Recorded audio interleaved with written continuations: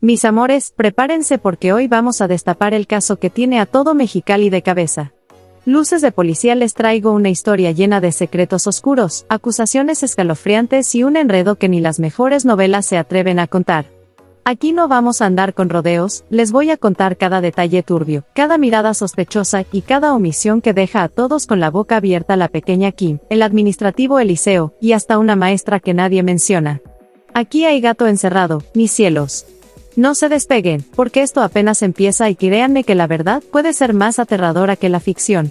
Pero aquí la tía Mona, la tía del gran Master Gorila, les aclarará muchas cosas. El caso de Kim de Mexicali ha sacudido a la opinión pública y ha generado un debate intenso, no solo por la naturaleza de las acusaciones, sino también por la complejidad de las evidencias y los testimonios implicados. En este análisis exhaustivo, se examinan todos los puntos de mayor importancia que han surgido desde el inicio, considerando tanto los elementos a favor de la acusación contra Eliseo, como aquellos que podrían servir para dificultar el proceso y cuestionar la veracidad de las acusaciones. 1. La denuncia inicial y la reacción de la opinión pública. Desde el inicio del caso, Dulce, la madre de Kim, denunció que su hija había sido víctima de abuso dentro del entorno escolar. Esta denuncia generó un fuerte impacto mediático, con el señalamiento de Eliseo, un administrativo del kinder, como el principal sospechoso. Un elemento que ha favorecido el apoyo a la versión de Dulce es el respaldo de grupos feministas como la colectiva de Certic, quienes enfatizan que el silencio y la minimización de estos casos es un problema sistemático. Esta denuncia también fue apoyada por múltiples movimientos que abogan por los derechos de los menores, subrayando la importancia de creer en las víctimas y ofrecerles un entorno seguro. Sin embargo, también ha habido críticas respecto a la exposición pública de Kim, especialmente en redes sociales, lo cual podría vulnerar su privacidad a largo plazo.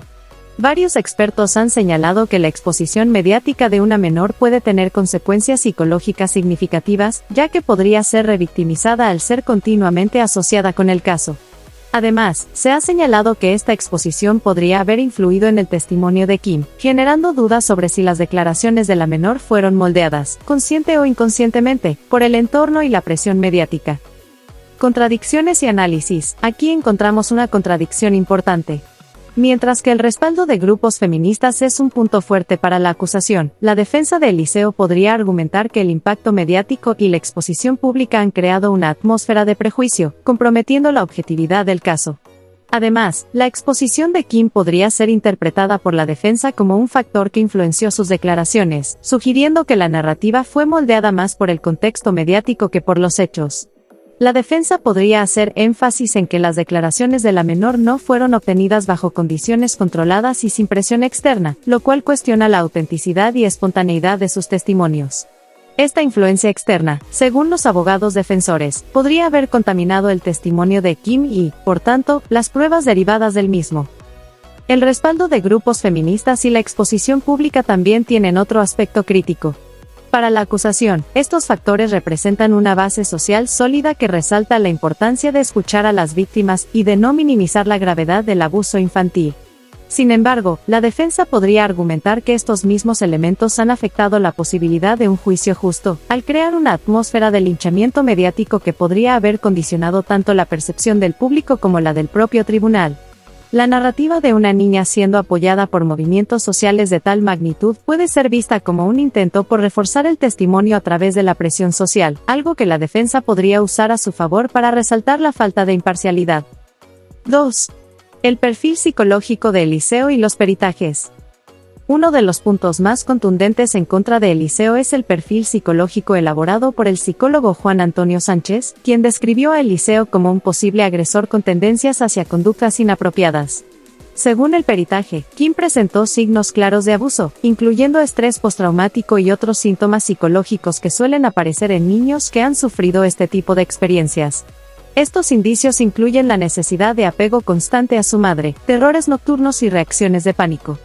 Además, durante una sesión de juego terapéutico, Kim desnudó una muñeca Barbie y comenzó a hablar sobre lo que le había sucedido, señalando a Eliseo de forma directa. Estos elementos han sido fundamentales para respaldar la versión de Dulce. El peritaje de Juan Antonio Sánchez fue descrito como revelador y contundente, dado que las manifestaciones observadas en Kim son consistentes con las de un niño que ha vivido una experiencia traumática. La técnica utilizada en la terapia lúdica permitió acceder a las emociones y recuerdos de Kim de una manera menos invasiva, lo cual aumentó la credibilidad de la información proporcionada por la niña. Además, el peritaje señala que los comportamientos y síntomas de Kim se han mantenido de manera consistente a lo largo del tiempo, lo cual se interpreta como un indicio de que sus experiencias son auténticas y no fabricadas. Este caso, mis amores, se adentra en las profundidades de lo complejo y lo turbio, con contradicciones que dejan un rastro de dudas en cada esquina. El peritaje psicológico, presentado como una pieza clave para la acusación, se convierte también en un terreno fértil para los argumentos de la defensa de Eliseo, quien busca deslegitimar esta evidencia alegando posibles influencias externas en el entorno de Kim. La batalla legal no solo se centra en lo que las pruebas dicen, sino en cómo pueden ser interpretadas o manipuladas según la estrategia que se utilice. Para empezar, debemos considerar que el peritaje fue realizado por un psicólogo que ha trabajado con la parte acusadora. Esto podría ser una línea de ataque para la defensa, que podría señalar un posible sesgo, ya que la imparcialidad del evaluador es fundamental en este tipo de casos. Si la defensa logra sembrar dudas sobre la objetividad del perito, podría cuestionar la validez de sus conclusiones. En este contexto, la influencia del entorno familiar y la posibilidad de que Kim haya sido sugestionada son temas cruciales. La defensa podría argumentar que la niña, expuesta constantemente a la narrativa del abuso por parte de su familia y los medios, podría haber internalizado ciertas ideas o comportamientos que no necesariamente corresponden a su propia experiencia genuina. La mente infantil es sumamente moldeable, y en situaciones de alto estrés, los recuerdos pueden alterarse o construirse de manera distinta, especialmente si la menor ha sido sometida a un proceso repetitivo de entrevistas o terapias en las que los adultos han guiado, consciente o inconscientemente, sus respuestas.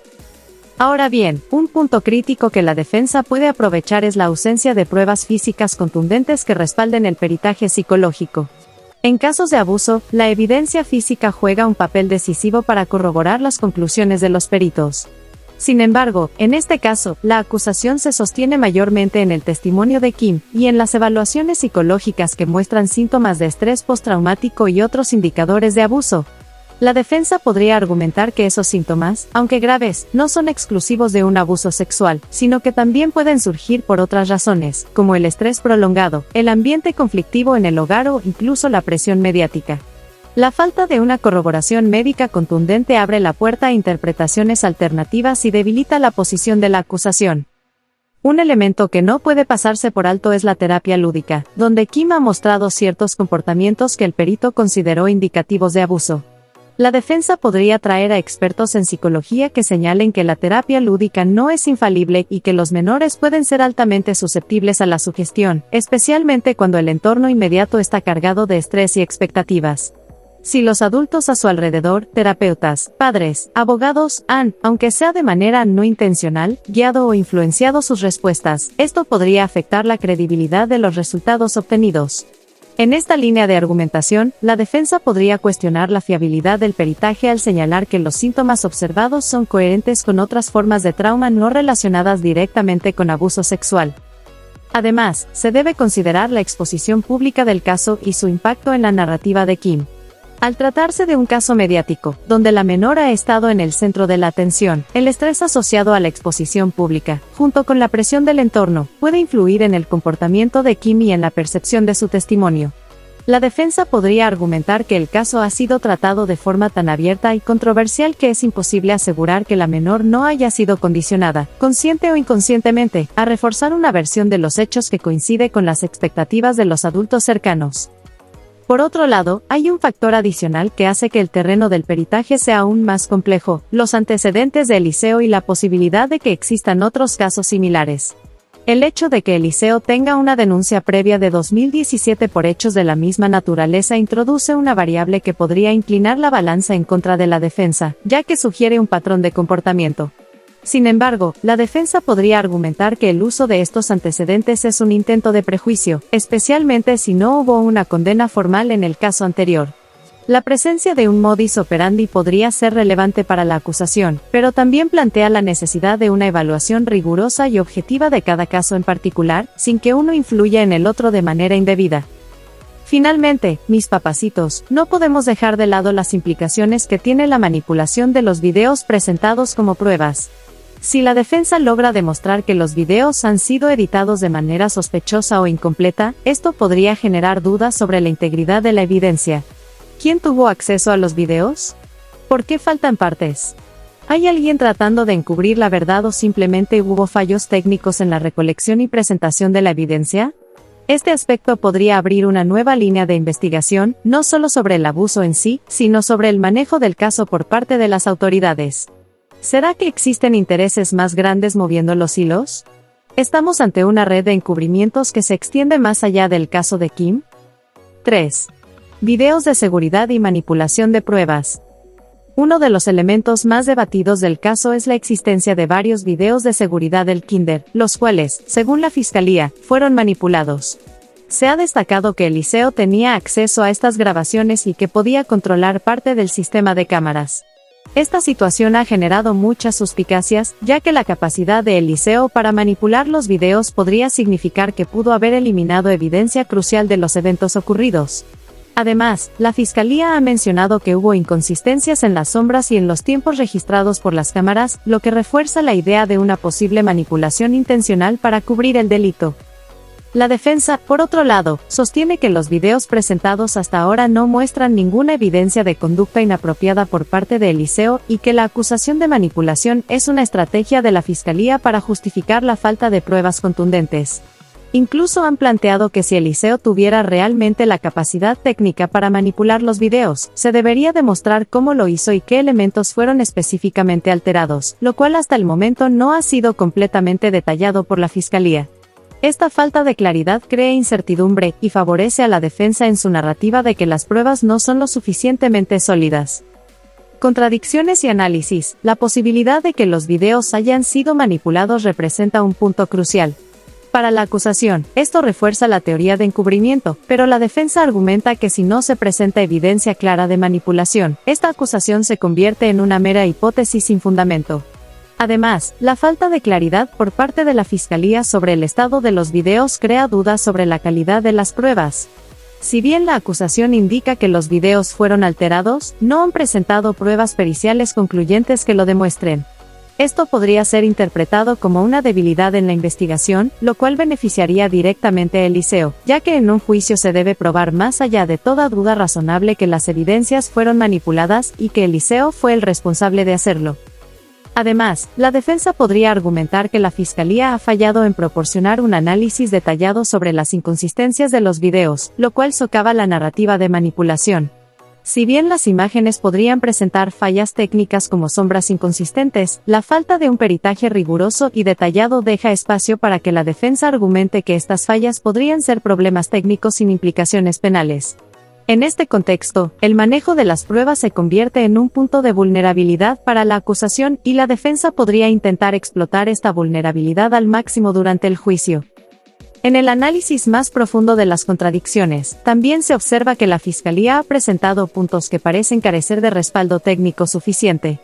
Por ejemplo, las inconsistencias en las sombras y tiempos de los videos deberían haberse acompañado de un análisis forense detallado que mostrara cómo y por qué estas discrepancias podrían atribuirse a una manipulación intencional por parte del liceo. Sin dicho respaldo, la narrativa de la manipulación se presenta incompleta y, por ende, susceptible a ser desacreditada por la defensa. Además, cualquier falla en los procedimientos de aseguramiento de la cadena de custodia de los videos también podría ser utilizada como argumento por la defensa para desestimar la integridad de las pruebas. 4. Cancelación del evento musical y reacción de los artistas.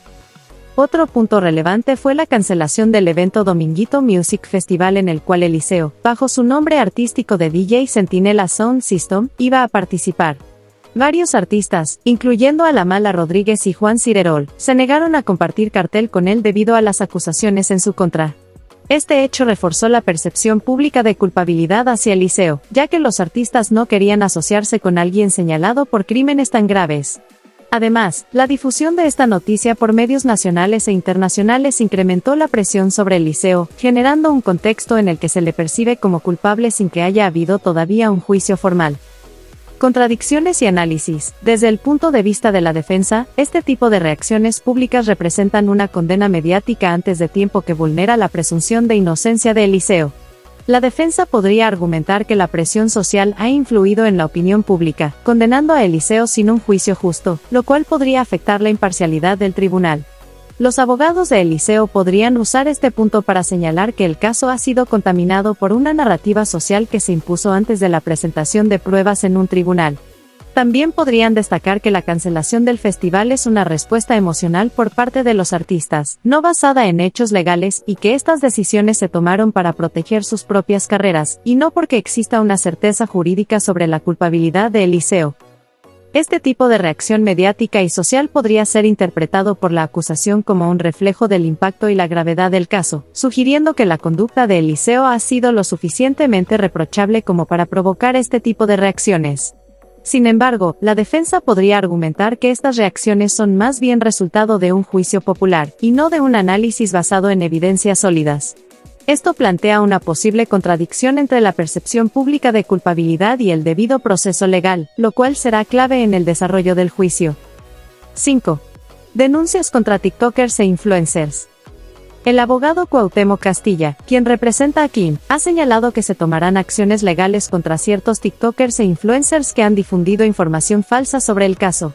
Por ejemplo, algunos de ellos afirmaron que Dulce ya había sido condenada a 2 años de prisión y que había tenido que pagar $500,000 a Eliseo, lo cual es completamente falso. Estos comentarios no solo han complicado la percepción del caso, sino que también han afectado la imagen de Dulce y han generado ataques contra ella en redes sociales. Las acciones legales buscan poner un alto a la desinformación y evitar la revictimización de Dulce y su hija. En primer lugar, la defensa podría argumentar que las acciones legales emprendidas contra los TikTokers e influencers constituyen una violación al derecho fundamental de libertad de expresión y al derecho a la información, consagrados en la Constitución Política de los Estados Unidos Mexicanos y en diversos tratados internacionales de los que México es parte. La defensa podría sostener que en una sociedad democrática es esencial que los ciudadanos puedan expresar sus opiniones y compartir información sobre asuntos de interés público, incluyendo procesos judiciales de alto perfil. Además, podrían enfatizar que el papel de los medios digitales y las redes sociales es crucial en la difusión de información y en el debate público. Restringir o penalizar a quienes participan en esta conversación podría sentar un precedente peligroso para la libertad de expresión en el país. La defensa podría citar jurisprudencia de la Suprema Corte de Justicia de la Nación y de la Corte Interamericana de Derechos Humanos que protege el derecho a la libertad de expresión, incluso cuando la información difundida pudiera ser considerada desfavorable para ciertas partes. Control de la narrativa y presión mediática. La defensa también podría argumentar que las acciones legales son un intento deliberado de controlar la narrativa mediática y silenciar cualquier crítica o cuestionamiento hacia la acusación. Esto podría interpretarse como una forma de censura que busca limitar el escrutinio público sobre las inconsistencias o debilidades en el caso presentado contra Eliseo. Al perseguir legalmente a quienes difunden información alternativa o cuestionan la versión oficial, la acusación podría estar intentando disuadir a otros de expresar opiniones divergentes, lo cual podría afectar el equilibrio en la opinión pública y en el proceso judicial. Este argumento ganaría fuerza si la defensa logra demostrar que la información difundida por los influencers, aunque inexacta, proviene de una preocupación legítima por el caso, y no de una intención maliciosa de difamar. En este sentido, la defensa podría señalar que en casos de alto interés público es común que circulen diversas versiones, y que es responsabilidad de las autoridades proporcionar información clara y precisa para evitar confusiones. Derecho a la presunción de inocencia y juicio mediático. Otro punto clave que la defensa podría explotar es el impacto que estas acciones tienen en el derecho de Eliseo a la presunción de inocencia y a un juicio justo. Al centrar la atención en silenciar a los críticos y controlar la información que se difunde, la acusación podría estar influyendo en la percepción pública de Eliseo, presentándolo como culpable antes de que se emita una sentencia judicial. La defensa podría argumentar que el juicio mediático al que se ha sometido a su cliente ha creado un sesgo en la opinión pública y posiblemente en los actores del sistema judicial, lo cual podría comprometer la imparcialidad del proceso. Además, podrían señalar que mientras la acusación busca proteger la integridad de las víctimas, también es necesario garantizar que el acusado tenga la oportunidad de defenderse sin estar sometido a una campaña de desprestigio que pueda influir en el resultado del juicio. Responsabilidad de las plataformas y moderación de contenido. En el ámbito digital, la defensa podría discutir sobre la responsabilidad que tienen las plataformas de redes sociales y los propios influencers en la moderación del contenido. Argumentarían que las plataformas proporcionan espacios abiertos donde los usuarios comparten información y opiniones y que no es factible ni deseable controlar completamente el flujo de información. Además, podrían señalar que los influencers actúan en función de la información disponible públicamente y que, si hubo errores en la información difundida, estos podrían corregirse mediante aclaraciones públicas sin necesidad de acciones legales que puedan percibirse como intimidatorias. Difamación versus interés público. La defensa también podría abordar la diferencia entre difamación y discusión de asuntos de interés público. Podrían argumentar que para que exista difamación, debe haber una intención deliberada de causar daño a la reputación mediante la difusión de información falsa, sabiendo que es falsa. Si los influencers creían que la información era veraz o si simplemente estaban repitiendo lo que otros medios ya habían publicado, podría ser difícil probar la intención maliciosa necesaria para una acción por difamación. Asimismo, podrían sostener que los asuntos relacionados con procedimientos judiciales y acusaciones de abuso son de interés público y que las personas tienen el derecho de discutir y cuestionar estos temas abiertamente. Efecto inhibidor y precedente legal. La defensa podría advertir sobre el efecto inhibidor que estas acciones legales podrían tener en la sociedad. Si los ciudadanos temen enfrentar consecuencias legales por expresar sus opiniones o por compartir información sobre casos judiciales, esto podría limitar seriamente el debate público y el flujo de información.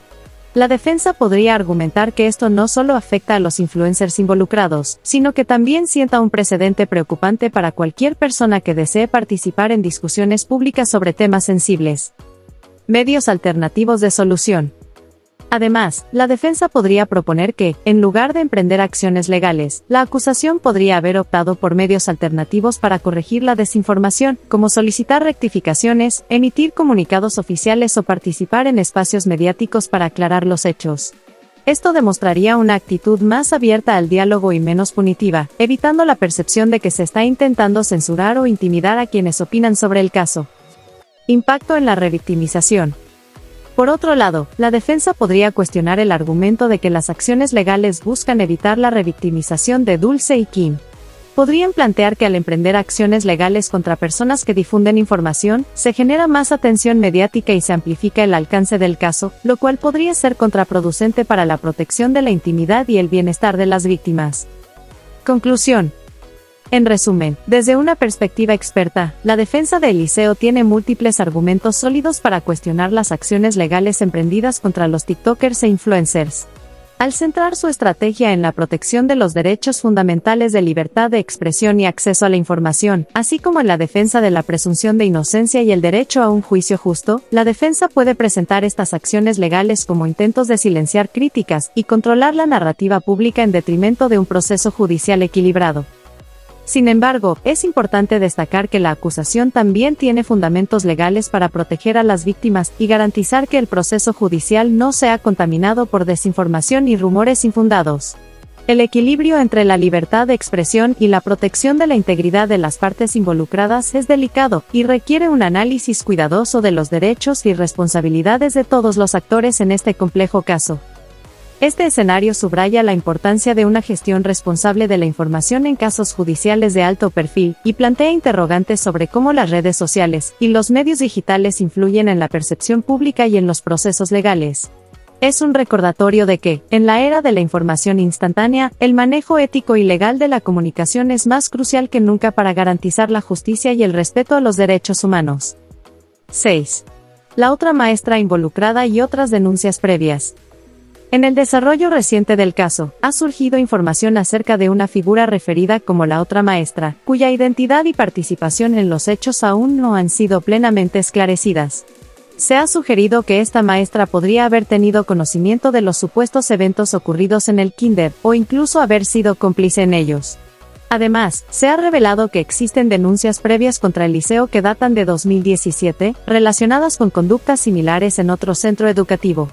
Estos antecedentes podrían ser utilizados por la acusación para establecer un patrón de comportamiento, presentando a Eliseo como un agresor reincidente y fortaleciendo significativamente el caso en su contra. La defensa de Eliseo podría emplear para contrarrestar estos nuevos elementos presentados por la acusación. Cuestionamiento de la relevancia y credibilidad de la otra maestra. La defensa podría argumentar que la mención de la otra maestra carece de fundamento si no se presentan pruebas contundentes que demuestren su implicación directa en los hechos. Podrían sostener que, hasta el momento, no se ha aportado evidencia tangible ni testimonios fiables que confirmen su conocimiento o complicidad. La ausencia de datos concretos sobre su identidad y rol específico debilita la relevancia de su mención en el caso. Además, podrían señalar que introducir a una figura no identificada sirve únicamente para generar prejuicios y emociones negativas en contra de Eliseo, sin contribuir de manera sustancial a la determinación de los hechos. La defensa podría solicitar que cualquier referencia a esta maestra sea excluida del proceso hasta que se presenten evidencias sólidas que justifiquen su consideración. Denuncias previas no judicializadas, presunción de inocencia. Las denuncias previas de 2017 que no fueron judicializadas representan un punto crítico.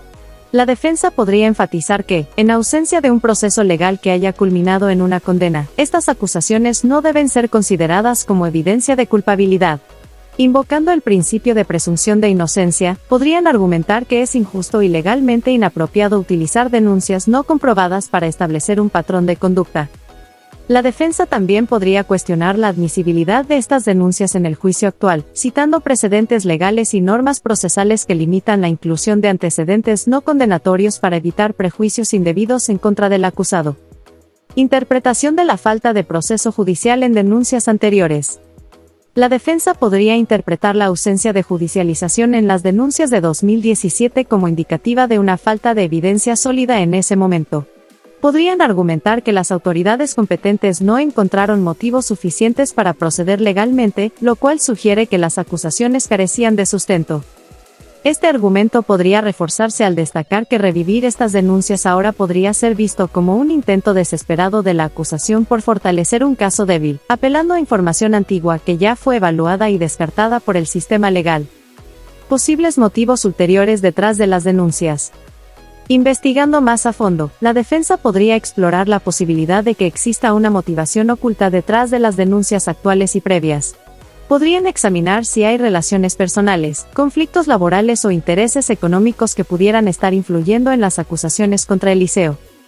Si logran demostrar que existe un conflicto de interés o animosidad previa entre Eliseo y los denunciantes, podrían argumentar que las acusaciones están motivadas por venganza, resentimiento o beneficio personal, más que por una búsqueda genuina de justicia. Cuestionamiento de la investigación y procedimientos. La defensa podría poner en tela de juicio la calidad y objetividad de la investigación llevada a cabo por las autoridades. Podrían alegar que ha habido irregularidades en la recolección de evidencia, en la toma de testimonios o en el manejo de la cadena de custodia de las pruebas. Además, podrían solicitar la revisión de los protocolos utilizados para garantizar que se hayan respetado los derechos procesales de Eliseo, incluyendo el derecho a una defensa adecuada, y el acceso a la información completa del caso. Falta de evidencia física y testimonios confiables. En ausencia de evidencia física que corrobore las acusaciones, la defensa podría argumentar que el caso se basa principalmente en testimonios subjetivos y potencialmente influenciados. Podrían enfatizar que, en casos de esta naturaleza, es esencial contar con pruebas materiales que sustenten las afirmaciones de la acusación. Asimismo, podrían cuestionar la credibilidad de los testigos presentados, investigando posibles inconsistencias en sus declaraciones, antecedentes de deshonestidad o motivos para perjudicar a Eliseo. Protección de los derechos fundamentales del acusado. La defensa podría destacar que todo individuo tiene derecho a un juicio justo y a ser considerado inocente hasta que se pruebe lo contrario. Podrían argumentar que el uso de denuncias no comprobadas y la inclusión de figuras no identificadas como la otra maestra violan estos principios fundamentales y pueden sesgar la percepción del juez o jurado. Podrían solicitar medidas para asegurar que el proceso se lleve a cabo de manera imparcial, evitando la introducción de información que no haya sido verificada y que pueda influir negativamente en la decisión final. Análisis de la posible red de encubrimiento. Si la acusación sugiere la existencia de una red de encubrimiento en el Kinder, la defensa podría requerir pruebas concretas de tal afirmación. Podrían argumentar que plantear la idea de complicidad sin evidencias sólidas es especulativo, y puede desviar la atención de los hechos comprobables. La defensa podría también investigar si hay evidencia que demuestre lo contrario, es decir, que Eliseo siempre actuó de manera profesional y que no existen registros ni testimonios que indiquen comportamientos inapropiados durante su trayectoria laboral. Contextualización y reputación profesional de Eliseo. Presentar evidencia del historial profesional de Eliseo, incluyendo evaluaciones positivas, reconocimientos y testimonios de colegas y padres de familia, podría ayudar a la defensa a contrarrestar la imagen negativa que la acusación intenta proyectar. Al demostrar que Eliseo ha mantenido una conducta intachable a lo largo de su carrera, podrían argumentar que las acusaciones son inconsistentes con su carácter y trayectoria, aumentando las dudas sobre la veracidad de los cargos. Uso estratégico de expertos en psicología y educación infantil. La defensa podría convocar a expertos en psicología infantil y educación para analizar las acusaciones y proporcionar perspectivas alternativas. Estos profesionales podrían ofrecer explicaciones distintas sobre los comportamientos observados en los menores, que no impliquen necesariamente abuso o conducta inapropiada. Además, podrían cuestionar las metodologías utilizadas por la acusación para evaluar a los menores y recoger sus testimonios, señalando posibles influencias externas o sesgos en el proceso. Enfrentando nuevos elementos que podrían fortalecer la acusación, la defensa de Eliseo tiene a su disposición diversas estrategias legales y argumentativas para proteger los derechos de su cliente y buscar su absolución. Al centrarse en la ausencia de evidencia concreta, cuestionar la relevancia y credibilidad de las denuncias previas y de la otra maestra, y destacar posibles motivaciones ocultas detrás de las acusaciones, la defensa puede generar dudas razonables sobre la culpabilidad de Eliseo. Es fundamental que el proceso judicial se lleve a cabo respetando los principios de imparcialidad y presunción de inocencia, garantizando que todas las partes tengan la oportunidad de presentar sus argumentos y evidencias de manera justa. La complejidad de los casos de delitos sexuales, especialmente cuando involucran a menores, requiere una diligencia extrema por parte de las autoridades y los profesionales involucrados, para asegurar que se alcance una justicia basada en la verdad y el respeto a los derechos humanos. Mientras el caso avanza, será crucial observar cómo ambas partes desarrollan sus estrategias y cómo el sistema judicial equilibra la necesidad de proteger a las posibles víctimas con la obligación de salvaguardar los derechos del acusado. La resolución de este caso no solo impactará a los directamente involucrados, sino que también sentará precedentes importantes en la forma en que se abordan denuncias similares en el futuro. 7. Vinculación a proceso y probabilidad de judicialización. En una entrevista reciente, el abogado Cuauhtémoc Castilla, representante legal de Kim, sugirió que Eliseo será vinculado a proceso próximamente. Este pronóstico se basa en la acumulación de indicios y el avance de las investigaciones, lo cual parece suficiente para que el caso sea formalmente judicializado.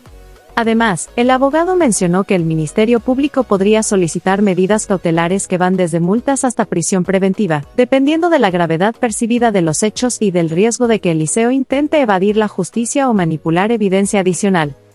La defensa de Eliseo podría emplear para contrarrestar esta situación. A continuación, se presentan los elementos clave que la defensa podría utilizar para proteger los derechos de su cliente y cuestionar la solidez de las acusaciones en esta etapa del proceso. Vinculación a proceso no equivale a culpabilidad. La defensa podría enfatizar que la vinculación a proceso es una fase preliminar en el sistema penal acusatorio mexicano que no implica una declaración de culpabilidad. Según el artículo 19 de la Constitución Política de los Estados Unidos Mexicanos, para vincular a una persona a proceso se requiere únicamente de datos que establezcan que se ha cometido un hecho que la ley señala como delito y que exista la probabilidad de que el imputado lo cometió o participó en él. Este estándar es significativamente más bajo que el necesario para una sentencia condenatoria, que exige pruebas más allá de toda duda razonable. Por lo tanto, la defensa podría argumentar que esta vinculación solo permite que el proceso avance hacia una investigación más profunda y que no debe interpretarse como una confirmación de las acusaciones presentadas por la Fiscalía. Presunción de inocencia y derechos fundamentales. Es esencial destacar que Eliseo goza del derecho constitucional a la presunción de inocencia hasta que se demuestre lo contrario mediante una sentencia firme. La defensa podría argumentar que las declaraciones públicas del abogado Castilla, anticipando la vinculación a proceso, podrían influir negativamente en la opinión pública y en los operadores jurídicos, afectando la imparcialidad del juicio y violando el principio de presunción de inocencia.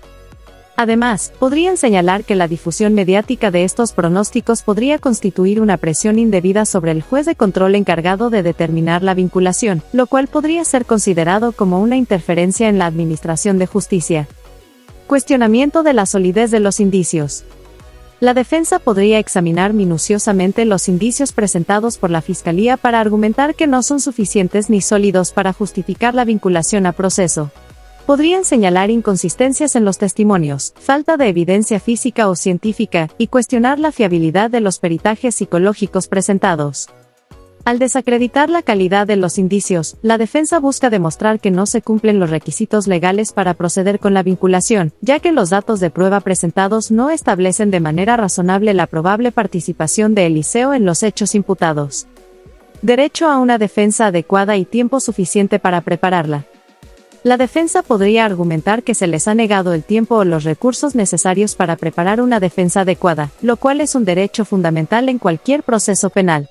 Si consideran que la Fiscalía ha avanzado de manera acelerada sin proporcionar toda la información requerida, podrían solicitar al juez una ampliación de plazos o la realización de diligencias adicionales antes de decidir sobre la vinculación. Este enfoque busca garantizar que el proceso se lleve a cabo con pleno respeto a las garantías procesales y que la defensa tenga la oportunidad de contradecir eficazmente los argumentos de la acusación. Crítica a las medidas cautelares solicitadas. Respecto a las medidas cautelares que podría solicitar el Ministerio Público, la defensa podría argumentar que son desproporcionadas e injustificadas. Según el Código Nacional de Procedimientos Penales, las medidas cautelares deben ser necesarias y proporcionales al fin que se persigue, y la prisión preventiva es una medida de último recurso.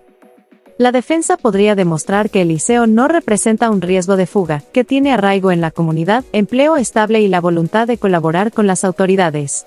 Podrían proponer medidas cautelares menos restrictivas, como la prohibición de salir del país, presentaciones periódicas ante el juez o el uso de dispositivos electrónicos de localización.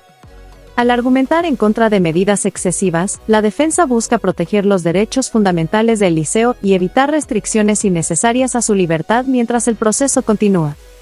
Cuestionamiento de la objetividad del Ministerio Público. La defensa podría señalar que el Ministerio Público está actuando bajo presiones externas o influencias indebidas, lo cual podría comprometer su imparcialidad y objetividad. Podrían argumentar que la anticipación de la vinculación a proceso y las declaraciones sobre posibles medidas cautelares forman parte de una estrategia para influir en la opinión pública y presionar al Poder Judicial.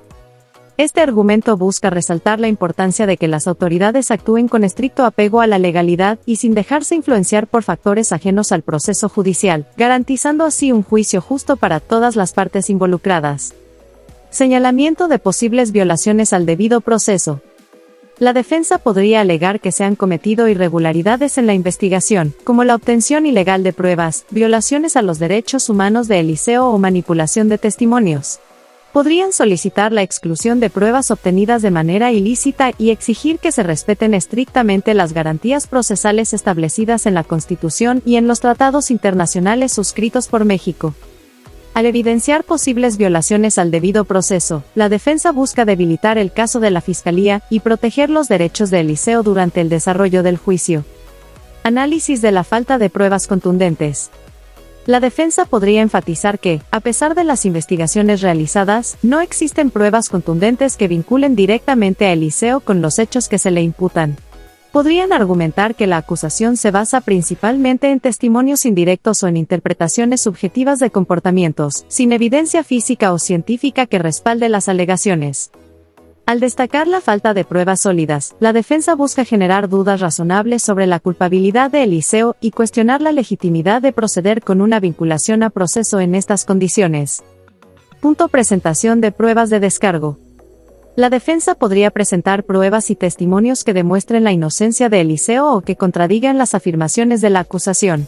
Esto podría incluir declaraciones de colegas, padres de familia y otros testigos que puedan dar fe de su conducta profesional y personal.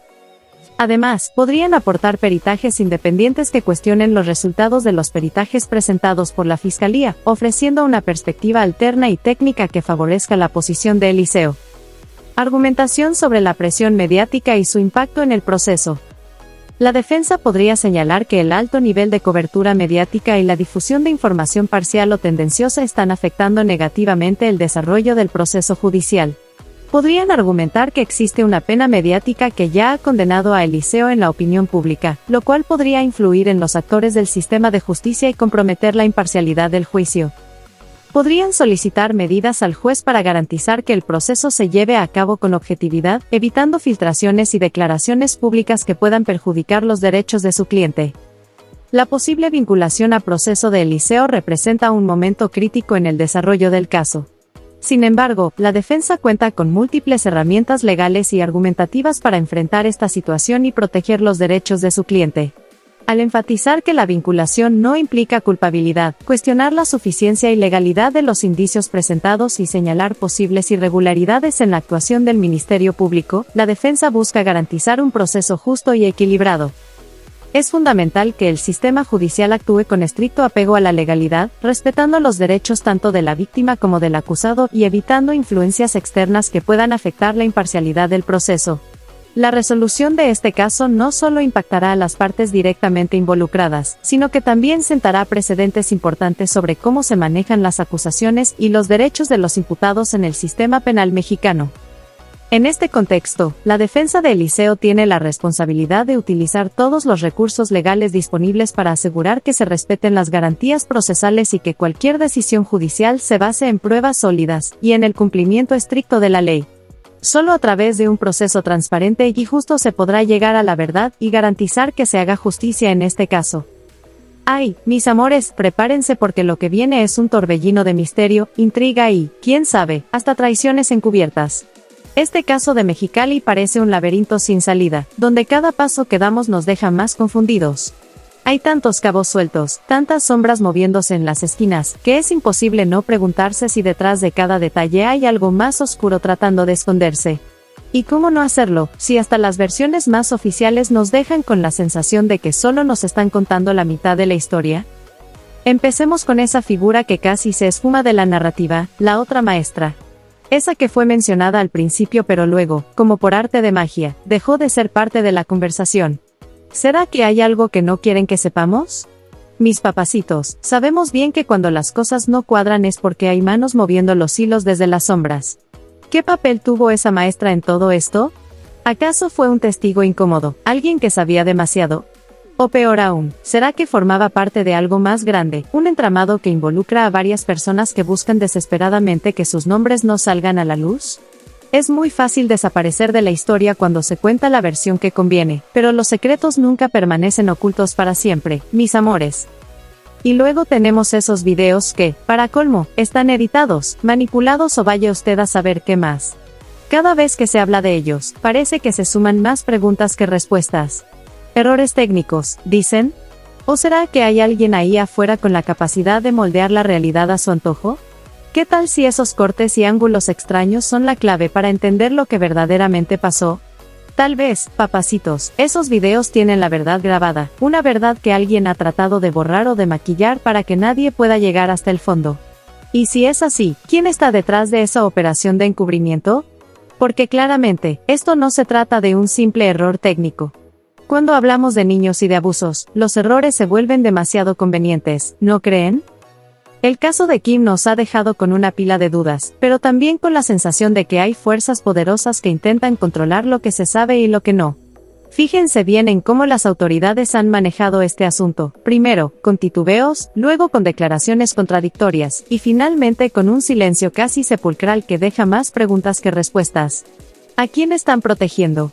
¿Por qué pareciera que el sistema educativo y las instituciones han fallado sistemáticamente en brindar claridad? Las denuncias que salieron a la luz contra Eliseo no son de ayer, ya llevaban años enterradas en los archivos como si alguien se hubiese asegurado de que no vieran la luz del día. Y cuando finalmente lo hacen, es casi imposible no pensar en un patrón, en un modus operandi que se ha repetido en la sombra, protegido por una red de silencio y complicidad. Ahora, mis amores, no podemos dejar de preguntarnos si todo esto es parte de algo mucho más amplio, algo que tal vez ni siquiera imaginamos. ¿Por qué? ¿Y si Kim no es la única víctima? ¿Y si hay más casos que han sido enterrados para proteger a ciertos personajes con influencias y conexiones? Las coincidencias empiezan a ser demasiadas cuando miramos hacia atrás, a otros casos en la región que quedaron en el olvido, sin justicia y con las familias todavía esperando respuestas. Parece que este caso es solo la punta del iceberg, y bajo el agua podría haber toda una estructura de corrupción y encubrimiento que involucra más actores de los que pensamos. Entonces, mis papacitos, la gran pregunta es, ¿cuánta verdad nos están ocultando? ¿Quién está controlando la narrativa y por qué? Porque una cosa es clara, aquí no se trata de un solo hombre, de un solo acto deplorable, aquí hablamos de un sistema que ha permitido que las cosas lleguen tan lejos y que, al parecer, se resiste a dejar salir toda la verdad a la luz.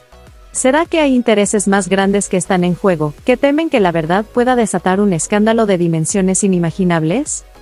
No se vayan muy lejos, mis amores, porque esto apenas empieza. Las piezas están ahí, pero aún no encajan, y es nuestro deber seguir desentrañando el misterio para que ninguna voz quede silenciada. Sigamos juntos en este viaje de descubrimiento, porque aquí todavía queda mucho por contar y más sorpresas por revelar. Quiero que me digan, mis amores, ¿qué teorías tienen ustedes? ¿Qué más creen que se esconde en las sombras de este caso?